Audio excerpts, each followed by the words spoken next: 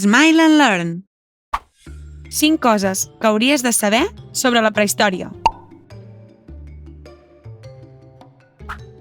La prehistòria és l'etapa més antiga de la humanitat. Va des de l'origen de l'ésser humà fins a la invenció de l'escriptura. Aquest període es remunta a uns 5 milions d'anys. Sí, ho has sentit bé, fa molt de temps.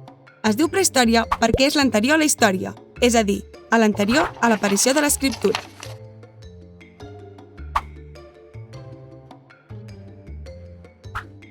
Segons la teoria de l'evolució, l'home modern, és a dir, nosaltres, es van anar formant a partir d'un grup de primats que van ser capaços de posar-se drets. El seu cervell va créixer i això li va permetre pensar. Sabies que els primers homes van viure a Àfrica? La prehistòria es divideix en 3 etapes: el paleolític, el neolític i l'edat dels metalls.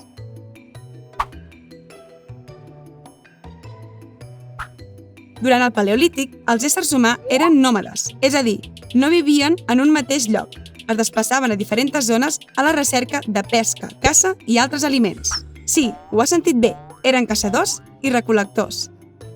Entre els seus plats preferits hi havia els fruits silvestres, els cérvols, els bisons o fins i tot els mamuts.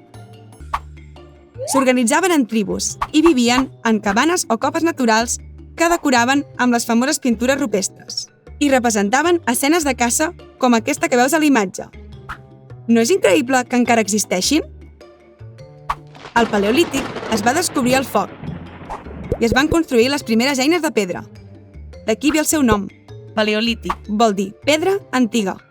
Aquests primers homes van continuar progressant i perfeccionant les seves eines. Així s'inicia l'etapa del neolític, que significa pedra nova, i es situa fa 10.000 anys.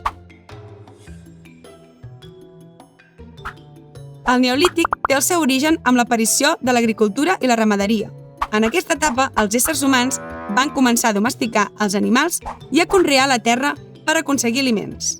Per aquest motiu, van deixar de ser nòmades i es van convertir en sedentaris. Ja no necessitaven desplaçar-se per buscar aliments. Tenien tot el que necessitaven per sobreviure en els seus poblats. Al neolític s'observen els primers assentaments que estaven construïts a prop de zones fèrtils on l'aigua era molt abundant. Necessitaven per regar i perquè els animals poguessin beure. Els cultius i els animals van millorar l'alimentació i per això la població va començar a augmentar. En aquesta etapa hi va haver un descobriment molt important, la roda. Aquesta va servir per fer més fàcil les tasques agrícoles. També van aparèixer altres invents genials com la vela per navegar, la terrisseria i el teler i l'arada. Els éssers humans seguien progressant i van començar a construir armes i eines de metall. En aquest moment acaba el neolític i comença l'edat dels metalls.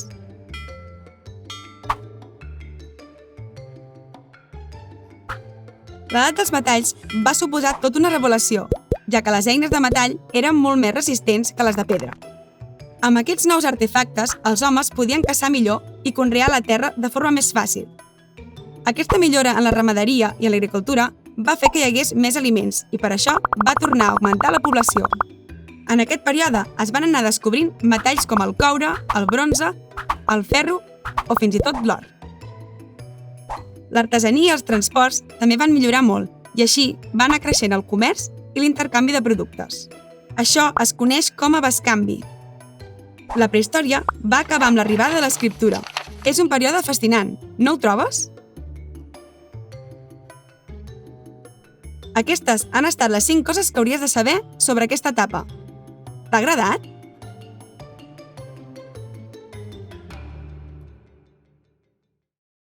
Cinc coses que hauries de saber sobre el paleolític. El paleolític és la primera etapa de la prehistòria i és el període més llarg de tota la història. Va començar amb l'aparició dels primers éssers humans a l'Àfrica, fa uns 300.000 anys. Paleolític vol dir pedra antiga, i això explica l'aparició de les primeres eines de pedra.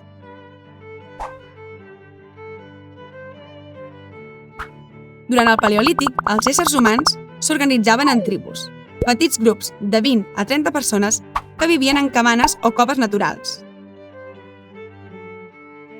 eren nòmades, és a dir, no vivien en un mateix lloc, es desplaçaven a diferents zones a la recerca de caça, pesca i altres aliments.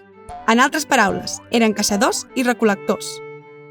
Entre els seus plats preferits hi havia els fruits silvestres, els cérvols, els bisons o fins i tot els mamuts. Ja en el Paleolític, realitzaven cerimònies per demanar a la naturalesa abundància d'aliments. Sí, adoraven el sol i la pluja. Un altre aspecte molt curiós és que enterraven els seus morts i feien rituals funeraris. Uau, sembla que aquests primers homes ja tenien creences!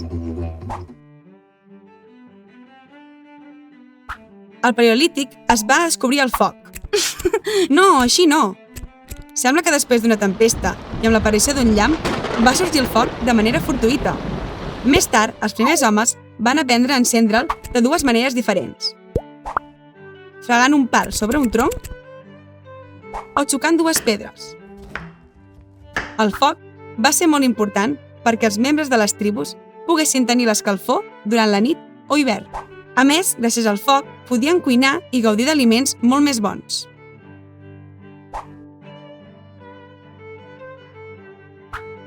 L'art neix al Paleolític fa 35.000 anys.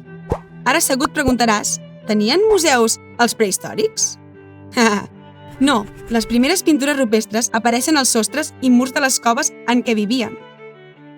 Efectivament, eren un element decoratiu. Els agradava tenir la casa bonica. A les seves pintures representaven escenes de caça com aquesta que veieu a la imatge. No és increïble que encara perdurin?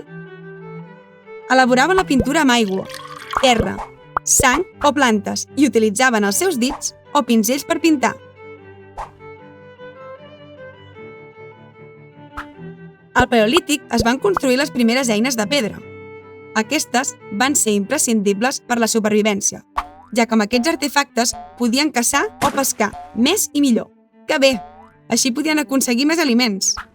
Per construir-les, donaven forma a una pedra amb l'ajuda d'altres pedres. Algunes de les primeres eines van ser els ganivets o les puntes de fletxa. A mesura que anaven progressant, van utilitzar altres materials com ossos o fustes per fabricar agulles o fins i tot arpons. Aquests primers homes van continuar avançant i tornant-se més intel·ligents millorant la seva forma de vida. Amb l'arribada de l'agricultura i la ramaderia, acaba el Paleolític i comença el Neolític. Aquestes han estat les 5 coses que t'hauries de saber sobre aquesta etapa. T'ha agradat?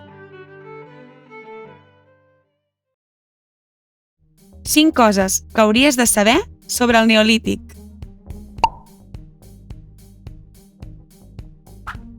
La prehistòria es divideix en 2 grans edats, que són l'edat de pedra i l'edat dels metalls.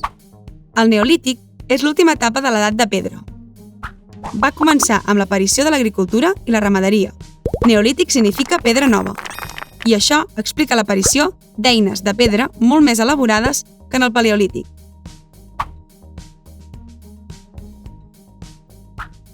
El Neolític té el seu origen amb l'aparició de l'agricultura i la ramaderia. En aquesta etapa, els éssers humans van començar a domesticar animals com les cabres, les ovelles o les vaques, de les que podien obtenir carn, llet i pells per abrigar-se. Al Neolític també es va començar a conrear la terra per aconseguir aliments a partir de la sembra de diferents cereals com el blat o l'ordi. Per aquest motiu, van deixar de ser nòmades i es van convertir en sedentaris. Ja no necessitaven desplaçar-se per buscar aliments. Tenien tot el necessari per sobreviure en els seus poblats. Al Neolític s'observaven els primers assentaments que estaven construïts a prop de zones fèrtils on l'aigua era molt abundant. La necessitaven per regar i perquè els animals poguessin beure. Els cultius i els animals van millorar l'alimentació i per això la població va començar a augmentar ràpidament. Els poblats van començar a ser molt grans i van sorgir algunes estructures socials. Va aparèixer la figura del cap de la tribu que s'encarregava de mantenir l'ordre i la seguretat del poblat.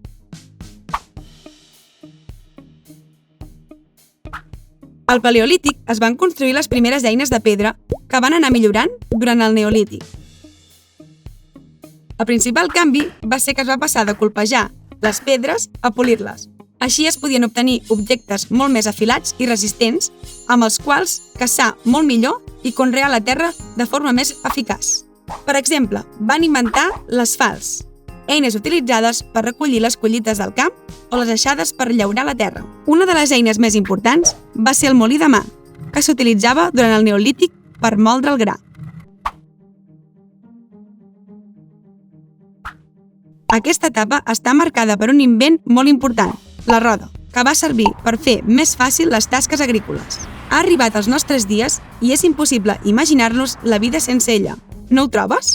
També van aparèixer altres invents genials com el teler, que va donar lloc a la fabricació dels primers teixits. Arran d'aquest descobriment, es van fabricar les primeres veles de vaixell per navegar utilitzant la força del vent. Els habitants del Neolític es coneixien també pel descobriment de la terrisseria o la fabricació de ceràmica. Apareixen també les primeres construccions megalítiques, que possiblement van servir per enterrar els seus morts i donar-los culte. Els poblats van anar creixent i els seus pobladors van començar a utilitzar metalls per millorar les tasques del dia a dia. Amb l'arribada dels metalls, acaba el Neolític i comença l'edat dels metalls, una nova era de la prehistòria. Aquestes han estat les 5 coses que hauries de saber sobre aquesta etapa. T'ha agradat?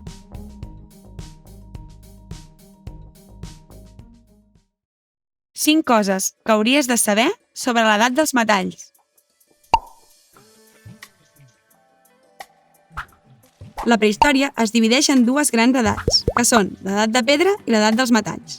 Aquesta es va iniciar fa uns 7.000 anys, quan els éssers humans van començar a fabricar objectes de metall. L'edat dels metalls va suposar tota una revolució, ja que les eines de metall eren molt més resistents que les de pedra. Amb aquests nous artefactes, els homes podien caçar millor i conrear la terra de forma més fàcil. Aquesta millora en la ramaderia i l'agricultura va fer que hi hagués més aliments i per això va augmentar la població. Aquesta etapa es divideix en l'edat de coure, l'edat de bronze i l'edat de ferro.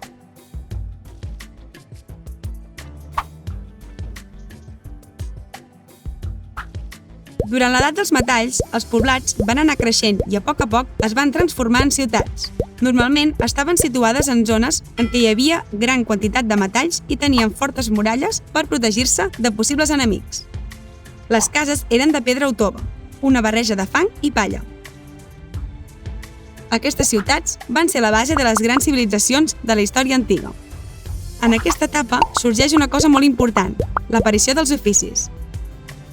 A partir de llavors, les persones es dedicaven en exclusiva a treballar amb metall, al comerç, a la ramaderia, a l'agricultura o a la ceràmica.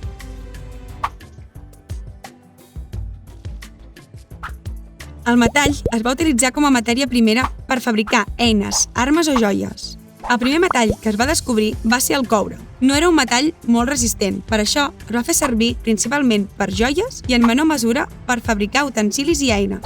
Després va aparèixer el bronze, un metall molt dur que ben esmolat podia tallar i ser útil com a arma de caça.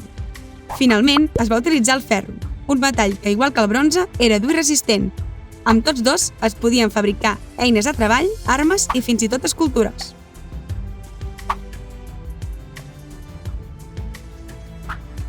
Per poder modelar els metalls, es fonen a temperatures molt altes en formes especials.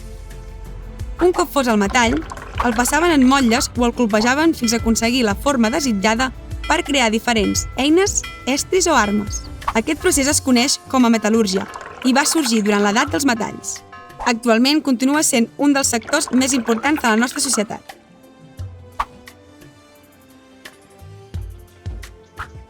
Gràcies a la metal·lúrgia, l'artesania va anar augmentant. A més, invents que s'havien descobert anteriorment, com la roda o la vela, van anar millorant i van donar lloc a alguns mitjans de transport com el carro o els primers vaixells. Aquests van permetre el desenvolupament del comerç i l'intercanvi de productes. Les ciutats van anar creixent i els seus pobladors van desenvolupar noves formes de vida. Amb l'aparició de l'escriptura, acaba l'edat dels metalls i comença la història amb les grans civilitzacions antigues. Aquestes han estat les 5 coses que hauries de saber sobre aquesta etapa. T'ha agradat?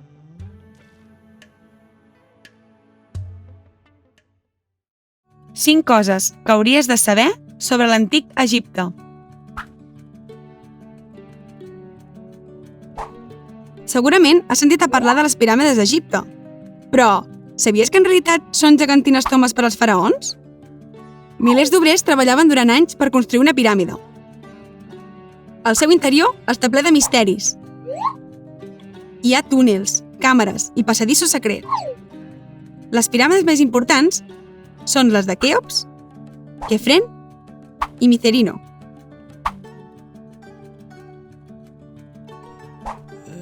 I les mòmies, saps què són?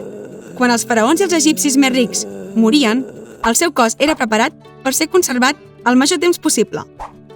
El netejaven i perfumaven i ho embolicaven amb venes. Després d'aquest procés introduïen els cossos en luxosos sarcòfags. Com que creien en la vida després de la mort, al costat dels cossos posaven mobles, menjar i altres objectes que podrien ser útils per als difunts en el més enllà.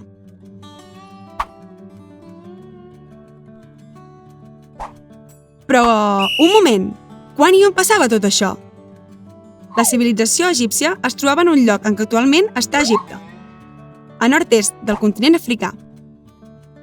Aquesta civilització va començar fa ni més ni menys que 5.000 anys i va durar un total de 3.000 anys. Impressionant!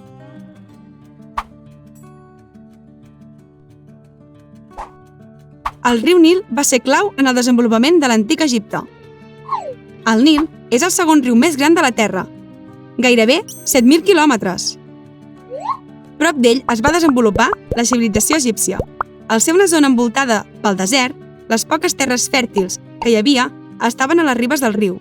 Ah, i no tot era cultiu. Al Nil també es podia pescar. A més de per l'agricultura i la pesca, el riu Nil era molt important pel fet que s'utilitzava com una via de transport per vaixells. En ell es portaven mercaderies i persones per tot l'imperi.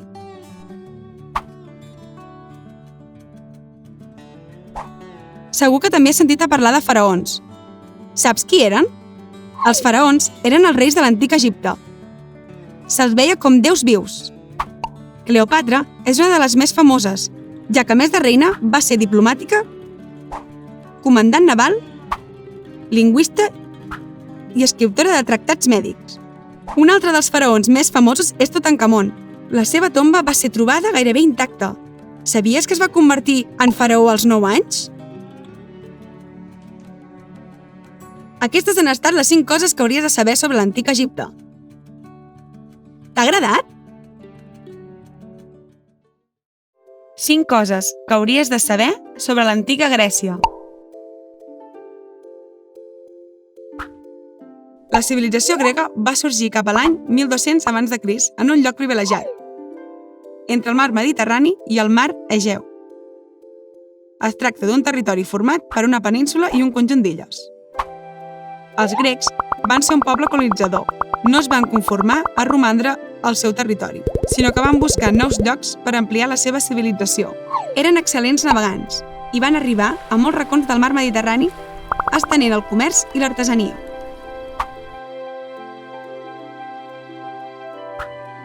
Els grecs anomenaven a les ciutats polis i cadascuna tenia el seu propi govern. Estaven molt ben organitzades i totes tenien l'àgora, la plaça de la ciutat, l'acròpoli, la zona més alta de la polis, el teatre on representaven comèdies o tragèdies, les muralles que defensaven la ciutat i el Partenó, el temple on veneraven els seus déus. Esparta i Atenes eren algunes de les polis més conegudes i poderoses. De vegades sorgien enfrontaments i les polis es declaraven en guerra per tal d'ampliar el seu poder i territoris.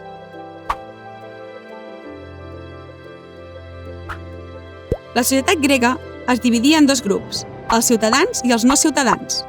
Els ciutadans eren homes nascuts a les polis i que prenien les decisions més importants. Els no ciutadans eren les dones, els estrangers i els esclaus, que no gaudien de plens drets. Els grecs van establir una forma de govern anomenada democràcia, que permetia als considerats com a ciutadans prendre decisions a partir de votació. Els grecs eren politeistes, és a dir, tenien diversos déus. Et sona Ares el déu de la guerra? I Poseidó el déu del mar? Segur que saps que Zeus era el déu de tots els déus.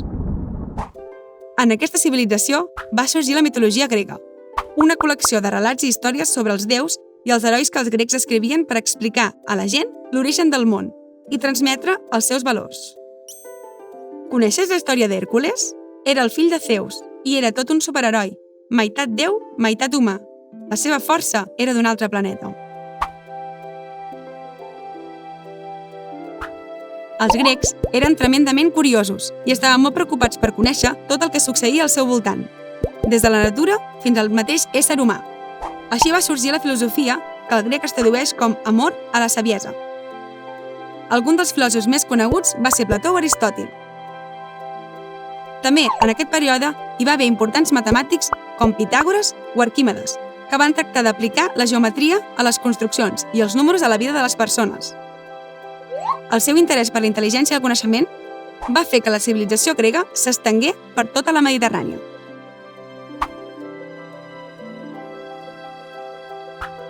Els Jocs Olímpics tenen el seu origen a Grècia. No és increïble que hagin arribat fins als nostres dies? Antigament es celebraven a Olímpia cada 4 anys i competint els millors atletes de diferents ciutats de Grècia en esports com salt, llançament de disc o carrera. En aquesta època, els esportistes competien per guanyar corones d'olivera i no per medalles. Molts dels valors olímpics de l'antiguitat, com la col·laboració, la disciplina i l'esforç, perduren als nostres dies. La civilització grega va acabar a l'any 146 abans de Crist, però avui l'antiga Grècia segueix estant present a la nostra societat en la política, la cultura, la filosofia i fins i tot en l'esport. Aquestes han estat les 5 coses que hauries de saber sobre l'antiga Grècia. T'ha agradat? 5 coses que hauries de saber de l'Imperi Romà.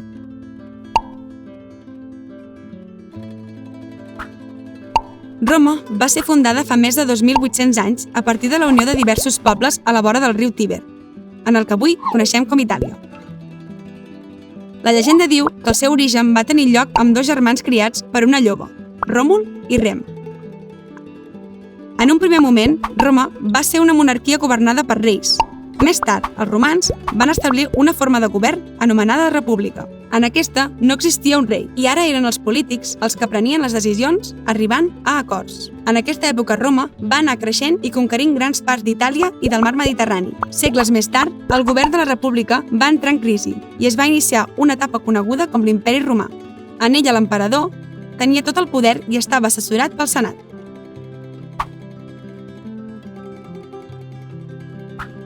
L'Imperi Romà va ser una gran civilització de l'antiguitat que va ocupar tots els territoris que l'envoltaven al mar Mediterrani d'est a oest: Britània, Hispània, França, Grècia, el nord d'Àfrica i Síria. L'exèrcit romà s'encarregava de conquerir nous territoris i mantenir la pau a l'imperi. Estava format per legions en què participaven milers de soldats anomenats legionaris. La seva insígnia era una àguila, com aquesta. Segur que et sona.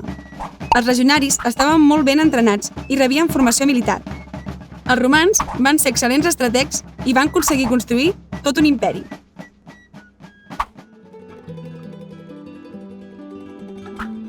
La societat romana estava dividida en diversos grups. Els patricis eren el grup amb més poder, pertanyien a la noblesa i eren polítics o militars. Els plebeus formaven el que es considerava el poble. Eren artesans, camperols o treballadors. Els esclaus no tenien drets i eren considerats propietat de l'imperi. Els romans eren politeistes, és a dir, tenien diversos déus, com ara Minerva, la deessa de la saviesa, Neptú, el déu dels mars, Mart, el déu de la guerra, o Venus, la deessa de l'amor.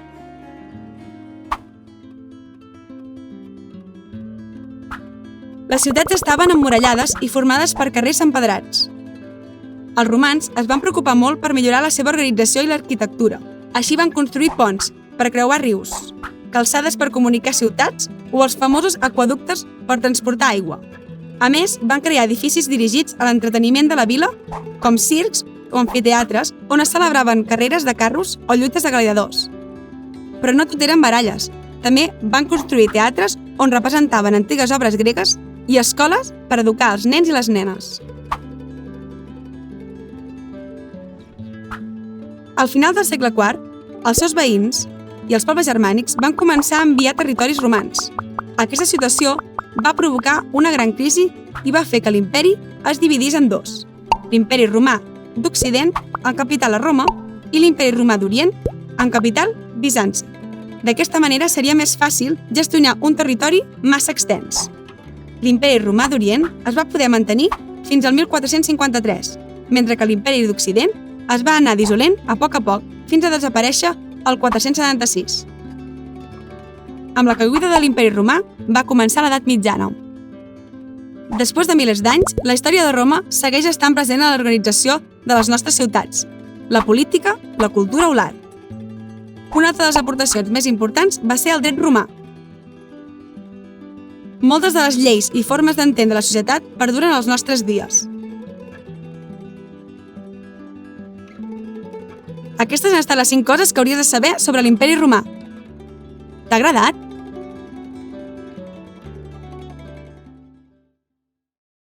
Cinc coses que hauries de saber de l'edat mitjana. L'edat mitjana és un període històric molt llarg, ni més ni menys que 10 segles. Comença amb la caiguda de l'imperi romà a l'any 476 i acaba amb el descobriment d'Amèrica al 1492. La fi de l'edat mitjana també s'associa a la caiguda de l'imperi bizantí i a la invenció de l'impremta. Amb la caiguda de l'imperi romà al segle V, Europa es va dividir en molts territoris. La majoria estaven dominats per la monarquia, una forma de govern en la qual els reis tenien el poder, és a dir, els reis eren els que manaven.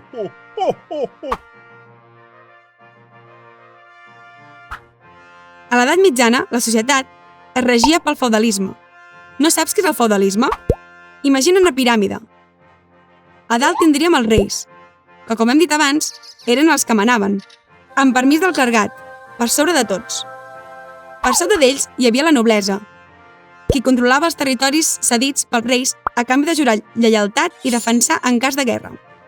Els nobles tenien poder sobre els vassalls i camperols, que vivien i treballaven a les seves terres, i aquests rebien la protecció dels nobles. A canvi de tots aquests beneficis, els vassalls pagaven amb escreix als seus senyors. Com hem comentat, l'edat mitjana va durar més de 1000 anys. Per això, diferencien dues etapes. L'alta edat mitjana, del segle V al segle X, i la baixa edat mitjana, del segle XI al segle XV. I en què es diferencien? L'alta edat mitjana, els nobles i el clergat tenien molt poder. En canvi, la baixa edat mitjana, la monarquia s'enforteix. A l'alta edat mitjana, l'agricultura i la ramaderia eren un sistema de subsistència. És a dir, només pretenia cobrir l'alimentació. En canvi, a la baixa edat mitjana s'augmenta la producció i amb ella es reactiva el comerç. Mentre que a l'alta edat mitjana es vivia principalment en els feus. A la baixa edat mitjana sorgeixen les ciutats, que es converteixen en nous centres econòmics. A l'edat mitjana, les guerres estaven a l'ordre del dia. D'aquí la importància dels cavallers, una figura clau per defensar els reis i els nobles. Aquests estaven entrenats i aprenien a manejar amb destresa tota mena d'armes. Portaven una forta armadura i un elm que servia de protecció. Molts d'ells formaven part de la noblesa. A més d'anar a les guerres, els cavallers també participaven en tornejos i justes on es jutjaven el seu prestigi. Has vist alguna vegada un castell? Els castells són un tipus de construcció característica de l'edat mitjana. Solien estar construïts en llocs elevats i fàcils de defensar, ja que tenien una gran visibilitat sobre el territori. Normalment estaven protegits per les muralles i en ocasions tenien una fossa al voltant. En ells hi vivien reis i nobles.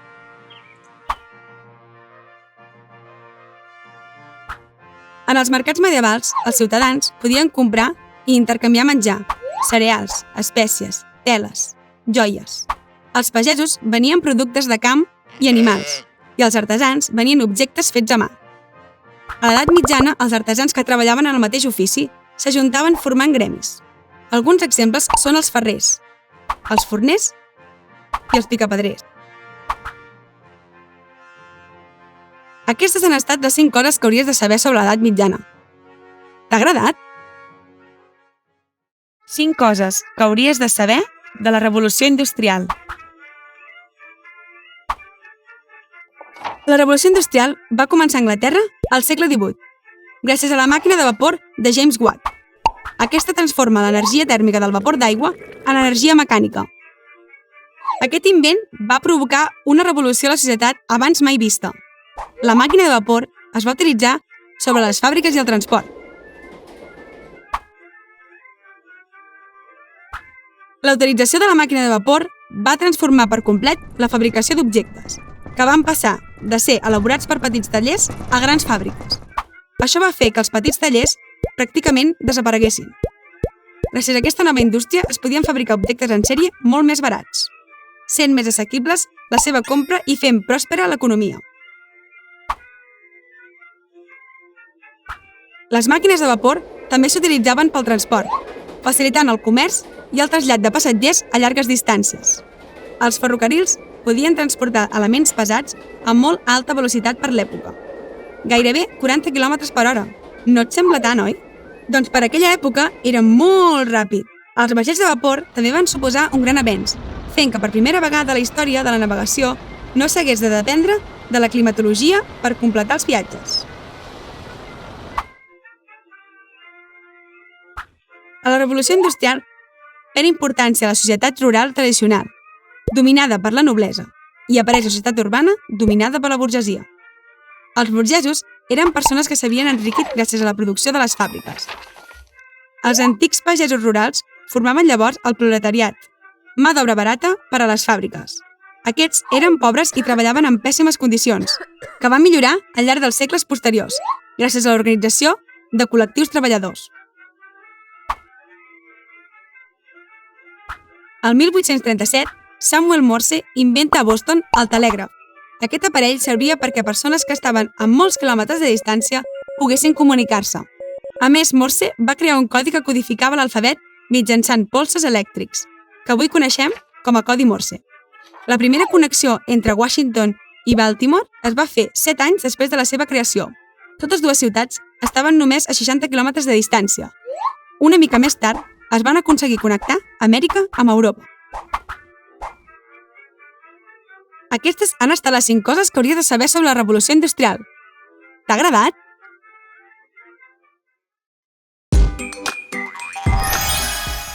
Sabies que a l'aplicació educativa de Smile and Learn podràs trobar centenars de jocs i vídeos tan divertits com aquest?